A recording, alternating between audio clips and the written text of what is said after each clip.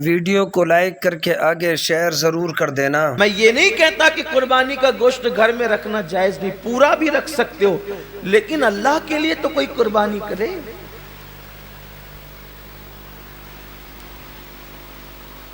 قربانی کا جانور آنے کے بعد خود ہی سے بتاتے پھرتے ہو کہ اتنے کا لائے اور اتنے کا لائے، پوچھا کس نے تھا اتنے کا لائے ہو؟ اور کتنے کا بھی لائے ہو اس کو پسند آ جائے تو کامیاب ہے، ورنہ اور گوشت کی سوا کیا ہے؟ اس کا چرچا مت کرو کہ آپ قربانی کتنے کی کریں، اس لیے کہ کبھی کبھی وہ بہت چھوٹوں کی بھی قبول کر لیتا ہے،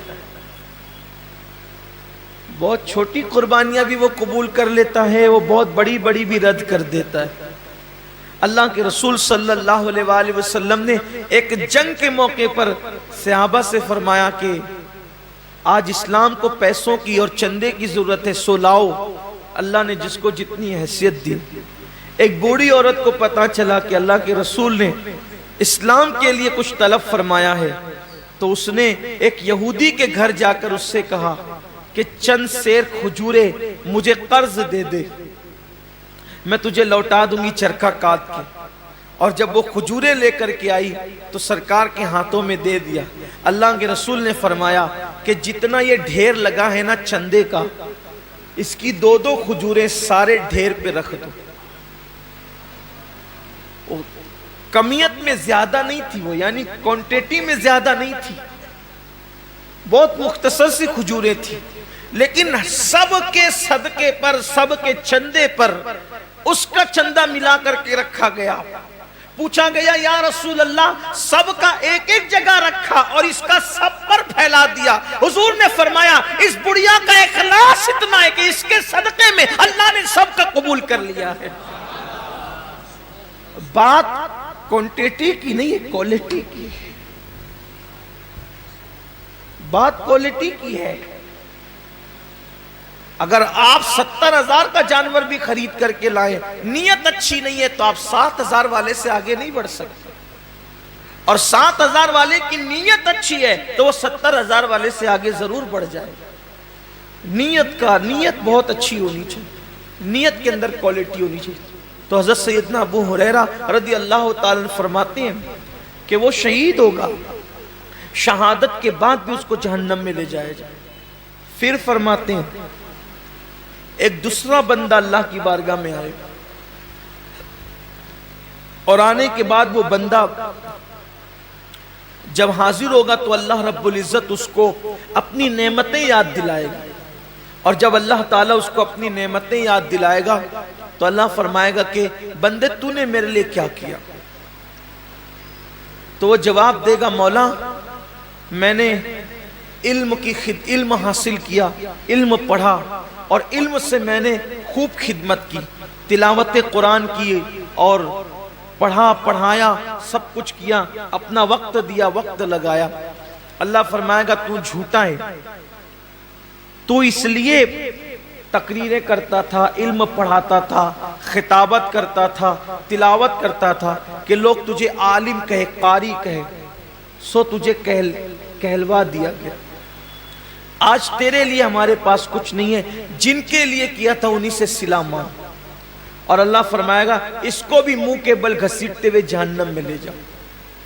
یعنی جس نے علم پڑھایا تھا، رات رات بھر مطالعہ کیا تھا، دن بھر لوگوں کے درمیان جا کر کے علوم حاصل کیے تھے، علم حاصل کیا تھا، لوگوں کے پاس سیکھا بھی تھا، سکھایا بھی تھا، تلاوتیں بھی کی تھی، لیکن اس کو وہاں کوئی صلہ نہیں ملے گا، اس لیے کہ اللہ کی رضا نہیں تھی، نیت اچھی نہیں تھی۔ آج آپ دیکھیں کہ ہماری نیتیں کہاں تک مخلص ہیں، ہماری نیتوں میں کہاں تک اخلاص ہے۔ قرآن تو کہہ رہا ہے وَمَحْيَايَ وَمَمَاتِي لِلَّهِ رَبِّ الْعَالَمِينَ کہ جینا بھی اللہ کے لیے اور مرنا بھی اللہ کے لیے۔ یہاں تو چند تھوڑی بہت عبادت بھی اللہ کے لیے نہیں کر سکتے، بلکہ حد تو یہ ہے کہ لوگ جنازے میں بھی جاتے ہیں تو اللہ کے لیے نہیں جاتے، حد تو یہ ہے کہ لوگ علیاذ باللہ جمعہ کی نماز میں بھی آتے ہیں تو لوگ سوچتے ہیں کہ کچھ لوگ مجھے دیکھ لیں کہ میں بھی مسجد میں آیا.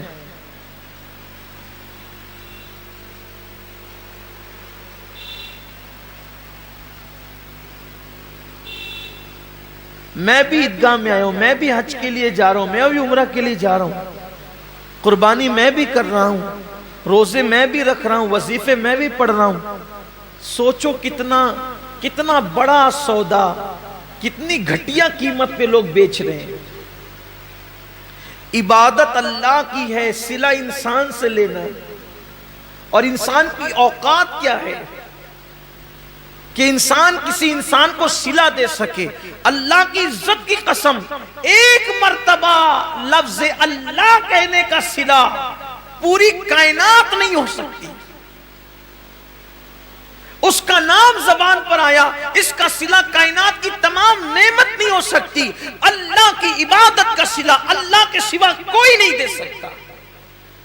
تو بندوں کو چاہیے کہ بندے جب اللہ کی عبادت کریں تو نیت خالص کریں اور سوچے کہ بس اللہ مجھ سے راضی ہو جائے. اسی لیے تو جنگ تبوک کے اندر جن صحابہ نے شرکت کی, جنگ تبوک کے اندر جو صحابہ شریک ہوئے تھے ان کو جیش الاسرت کہا جاتا ہے, تنگی والے فوجی. بلکہ وہ تنگی کا حال یہ تھا جنگ تبوک کے اندر, مورخین نے یہاں تک لکھا ہے کہ ایک ایک کھجور کو 8 مجاہدین استعمال کرتے تھے. سیدنا فاروق اعظم کے حوالے سے بیان ہوتا ہے کہ وہ ان کی باری جب آتی تھی کھجور کھانے کی تو چوس کر کے دوسرے کو دے دیتے تھے, کھاتے نہیں تھے کہ ایک کھجور نے تو 8 لوگوں میں استعمال کرنا ہے تو آخر ملے گا کتنا, تو چوس کے دے دیتے تھے اور پانی پہ اکتفا کرتے تھے. سفر لمبا, فوجی زیادہ, تنگی ہے, حتیٰ کہ جانوروں کو باندھنے کے لیے رسیاں نہ تھی تو کچھ خواتین نے اپنی چوٹیاں بھی کاٹ کر کے دے دی کہ اس بالوں کی رسی بنا کر کے جانور کو باندھ دیں. یہی وہ جنگ ہے جس میں صدیق اکبر نے پورا مال لا کے دیا, حضرت فاروق اعظم نے آدھا مال لا کر کے دیا. بڑی تفصیل ہے. جنگ بہت دشواری والا سفر تھا جنگ تبوک کا. ایک صحابی نے اپنے ساتھیوں کو بتایا, توجہ کریں صحابہ کا اخلاص.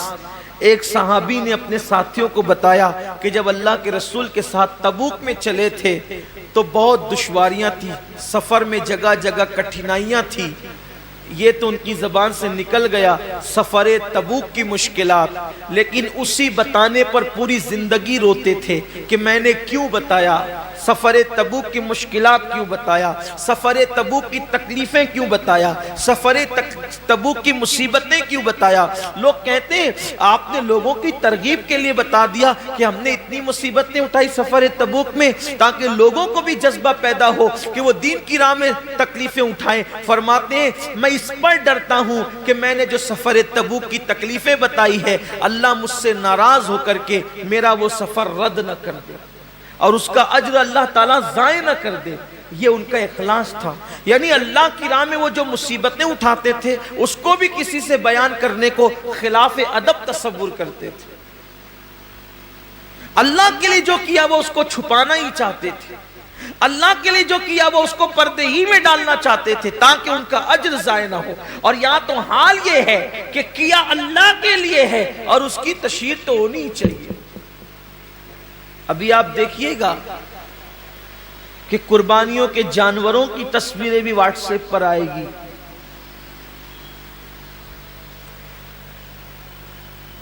قربانیاں بھی واٹس ایپ پر آئے گی.